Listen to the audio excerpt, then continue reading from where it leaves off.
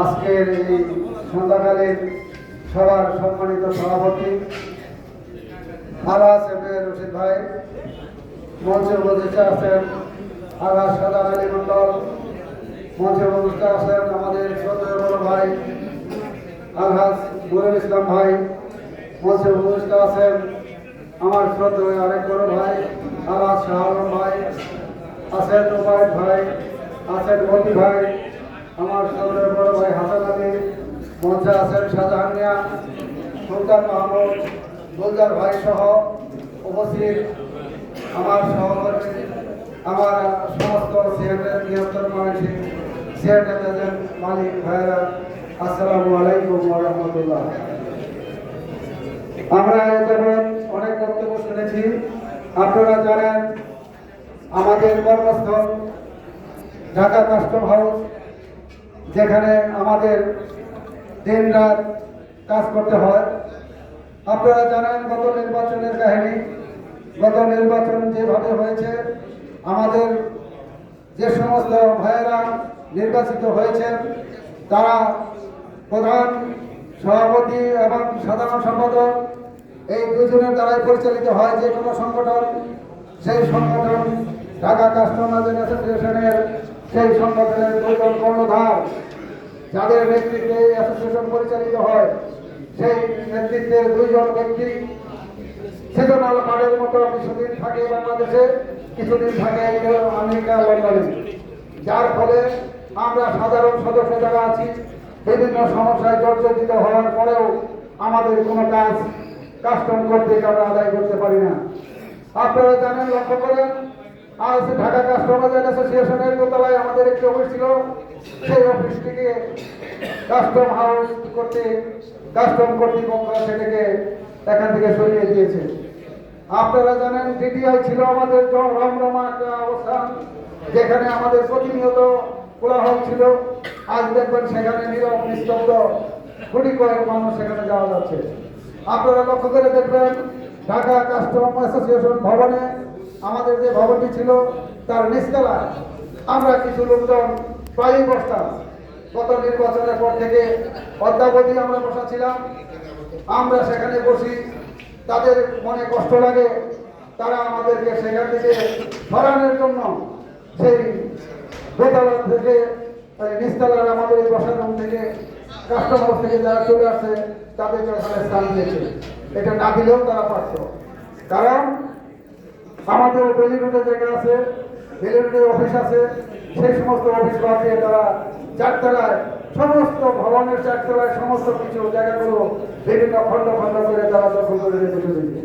সেখানে সাধারণ মানুষ আমরা যে যাই করবো সে পরিবেশ পর্যন্ত থাকে না, সেগুলো আপনারা নিশ্চয়ই অনুভব করতেছেন। আর যদি দেখেন কাস্টম হাউসে আমাদের লাইসেন্সের অবস্থা, যে লাইসেন্সগুলো আমরা ইতিপূর্বে মাত্র 2-3 হাজার টাকার মধ্যে জমায়েত করতে সক্ষম হয়েছিলাম, আমাদের এই বর্তমান কার্যকরী পরিষদের নেতৃত্বে আজকে বেহাল দশা, লাইসেন্স নবায়ন হচ্ছে না, লাইসেন্স নবায়নের কোনো তড়িৎ ব্যবস্থা নাই।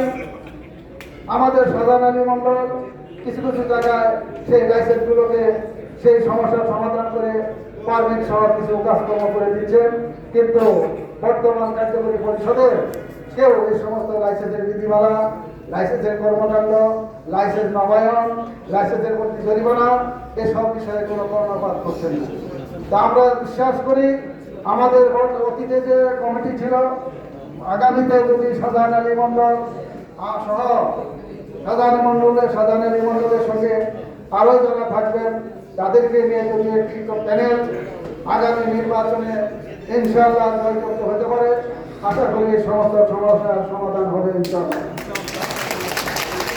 ভাইরা আমার, আপনারা জানেন আজকের যে সভা আমাদের বৃহত্তর ময়মনসিংহের জন্য গত নির্বাচনেও নাম ধরে ধরে নিষেধ করেছে আমাকে ভোট দেওয়া যাবে না। এই যে নোংরা পলিটিক্স, এই পলিটিক্স থেকে বের হয়ে আসতে হবে, ভবিষ্যতে যাতে এই ধরনের কোনো নোংরা পলিটিক্স কেউ না করতে পারে। প্রতিটা অনুষ্ঠান আজকে আমরা ডাক দিয়েছি, বৃহত্তর ময়মনসিংহের সমস্ত লোককে আমরা দাওয়াত দেওয়ার চেষ্টা করেছি। হয়তো সবার কাছে বসতে পারি, কিন্তু যাদের মাধ্যমে আমরা জানতে পেরেছি অনেকেই তাদেরকে ফোন করে বলেছে এই আজকে মিটিংয়ে যাবে না, কেউ মিটিংয়ে যাবে না, মিটিংয়ে গেলে পরবর্তীতে কোনো কাজে কোনো সহযোগিতা পাবে না। এরকম হুঙ্কার, এরকম এই যে ভোট না দেওয়া, এই সমস্ত আচরণ আর কতদিন সহ্য করা যায় আপনারা বলেন? আমরা তো চাই না কারোর সঙ্গে কোনো কলহ করতে, চাই না কোনো দ্বন্দ্ব করতে। আজকে আমার বক্তব্য হচ্ছে বৃহত্তর মানুষের ঐক্যবদ্ধ থাকবে, আমরা যে কোনো ডিসিশন নিলে সেটা যেন আমরা সাকসেস করতে পারি।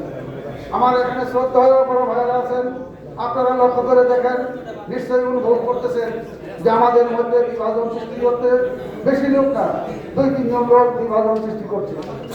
আপনাদের প্রতি আমার বিনীত অনুরোধ থাকবে, যদি আপনারা পারেন বৃহত্তর মানুষকে যে বিভাজন আছে, যে ফাটল আছে, সেটাকে যদি আপনারা ঐক্যবদ্ধ করে এক মঞ্চে এক জায়গায় আপনারা আনতে পারেন, সেটা আপনারা চেষ্টা করবেন। আমরা সাধারণ আলী মণ্ডল সহ একমত পোষণ করবো ইনশাআল্লাহ, আশা করি। আমি চাই না, আমি বৃহত্তর ময়মনসিংহ ঐক্য ফোরামের সভাপতি, আমি চাই বৃহত্তর ময়মনসিংহ সিনিয়র প্রেসিডেন্ট ঐক্য ফোরামের নেতৃত্বে এবং আরও যারা যারা আছেন সবাই মিলে বৃহত্তর ময়মনসিংহের যে কোনো সমস্যায় আমরা যেন সেখানে সেই সমস্যার সমাধানের জন্য ঝাঁপিয়ে পড়তে পারি।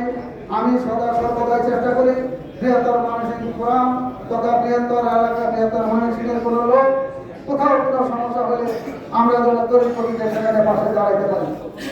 আমি আশা করব আগামী নির্বাচনের প্রসঙ্গ এখানে আসছে, আজ সাধারণ আলী মণ্ডল আয়োজক হয়ে বৃহত্তর ময়মনসিংহের লোকজনকে আহ্বান করেছেন, বিকজ সে আগামীতে দেশকে নির্বাচন করবে। বক্তব্য আমরা শুনব। আমাদের মঞ্চ সভাপতি হিসেবে আছেন ভাই, তার গুরুত্বপূর্ণ মতামত জানব। আমাদের মধ্যে আছেন শাহরুখ ভাই, আমাদের অনেক সিনিয়র, আমাদের মন্ত্রীরা, তার গুরুত্বপূর্ণ বক্তব্য শুনব। আমি আর বিশেষ বক্তব্য দেবো না, তবে একটা কথাই রাখবো, আমরা যে যেখানেই থাকি না কেন, বৃহত্তর ময়মনসিংহের লোক যেন আমরা ঐক্যবদ্ধ থাকি, যে কোনো প্রয়োজনে যেন আমরা একসঙ্গে মাঠে কাজ করতে পারি, এই আশা ব্যক্ত করে আগামী নির্বাচনে সবাই ঐক্যবদ্ধভাবে কাজ করার বিনীত অনুরোধ রেখে আমার বক্তব্য আমি এখানে শেষ করছি। আসসালামু আলাইকুম ওয়া রাহমাতুল্লাহি ওয়া বারাকাতুহু।